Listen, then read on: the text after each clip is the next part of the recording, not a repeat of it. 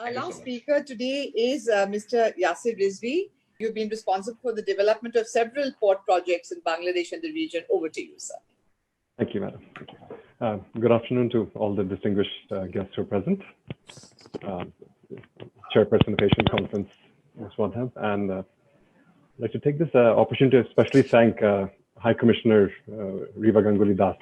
She's even in the height of the pandemic, she played an amazing role in getting this Second Amendment signed, and it was and we were also as Summit Alliance Port, we were a direct beneficiary because we were notified as an extended port of call of Panga. So thank you for that, madam. As you're mentioning, Summit Alliance Port, we've been fortunate to be the pioneer in the private sector when it comes to the riverways. We set up the first terminal at Mukhtarpur, which is close to Narayanganj and close to Dhaka.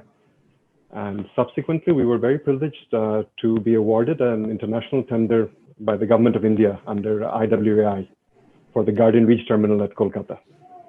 So over the last 3-4 years, we've managed to gain quite extensive experience in this sector and find out the best ways to help promote bilateral trade through the waterways and the coastal route. But for today's discussion, in the interest of time, I'll just limit it to the new route, the Daudkandi-Sonamura route, and what we feel might be some operational and commercial points to make it viable and attractive. So first and foremost, I think is the vessel sizes. So on this particular route, from Daudkandi to Sonamura, I think on the high side we can probably take, depending on the season, 400, 500 metric ton vessels. So that size itself is fine, given this is quite a short route. It's a little over 1 day sailing. That is fine, but it's before that. So therefore, there's an important need to identify and, of course, notify via protocol routes and all that the transshipment points. So you'll have larger vessels coming from Chittagong, from Mongla, and of course from Kolkata and Haldia. These will be easily 2,000 metric ton plus vessels, whether they come via the coastal route or via the river routes. And so these vessels will have to be then transshipped. The cargo being carried, be it containers, be it bulk, break bulk, will have to be transshipped at a convenient point close to Daudkandi, where the Gomuti starts. So, and there's 2 ready-made facilities. Panga terminal was mentioned earlier, and of course our own facility at Mukhtarpur.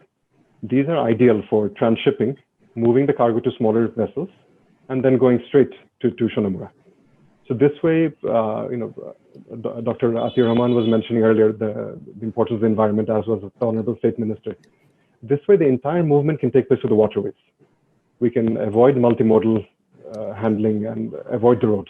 Of course, that is also important, and that provision should be there.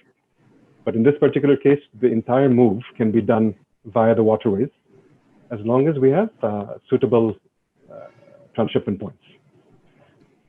One of the key factors which holds back any development of new routes is when the barges are not viable, or there's a lack of cargo or both ways cargo movement.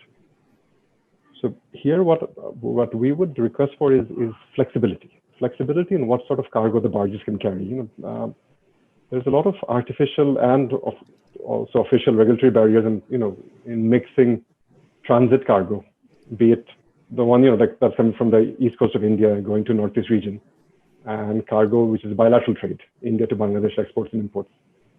So these should be allowed to be carried in the same vessel. There should not be any restrictions on that, because see, while the waterways, it's all well and good. Obviously there's a lot of positives. One of the challenges, practical challenges, is the parcel size, the minimum parcel size. For a trader in Tripura, it's practical to send 3-4 truckloads of goods. But if you ask that same person to fill up a vessel with 500 tons, it is more challenging. They might not have those volumes.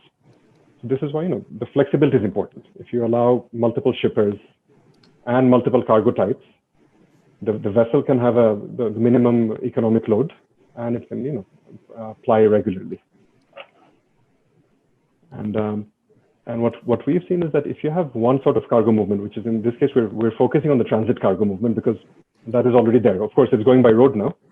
The movement of cargo from the eastern coast of India to northeast region is taking place via the chicken neck, the Siliguri side. So that trade is already there. It's a question of now converting that volume to the waterways, and for the bilateral trade to piggyback on that.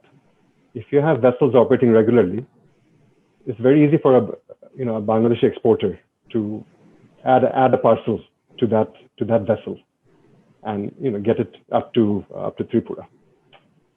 A lot of the times, our traders, they are reluctant to move into a new service. Even if it's clearly better, clearly more economical or efficient, the change in mindset is a challenge. So nobody wants to be the first mover and move to something different, despite the clear advantages. And here, this is where the government can also play a role. Of course, the private sector is there, but the government can play a role when it comes to new routes of providing certain incentives and subsidies. So in this case, there's some technical aspects like the government, both governments that is, can help with the construction of barges. Because as you may be aware, on this particular route, on the Gomati River, there's a lot of bridges have been constructed where there's an air height or air draft restriction. So specialized barges can help us cross these areas, and this is somewhere where government assistance can help. And from our personal experience, when we first started our Narayanganj terminal, and we would which was dependent on the Dhaka-Chittagong moves. What we saw was that initially, even though we were port operators and not vessel operators, we had to get into that. We had to get into the vessel operating business just to establish the route. So in the early days, we would operate our own vessels and have them sail with 10-20% load, just to ensure that there was a regular sailing. And this way, the importers and exporters can plan around that scheduled sailing. Of course, now thankfully the volumes have gone up and other players have moved into it, so we don't have to do this anymore. So even in this particular route that we're talking about, on the Gomati River, initially volumes will be low. It will take time to develop, and it's unlikely the private sector will be willing to subsidize the initial losses, which can take easily a year or two. But from a government point of view, it's not much cost. So just subsidizing the initial year or two for the voyages to ensure there is regular sailings, to ensure the importers and exporters of both countries, as well as those involved in the transit trade, can work around it, is something we would also highly recommend. We already have Ashuganj as a transshipment point, but there's certain infrastructure restrictions, and of course a big terminal is being planned, but that will take a few years. So in the meantime, it will be very important if Pangao and Summit Alliance Terminal can be identified as transshipment points on the coastal route, and of course the PIWTT route. Thank you. Thank you very much.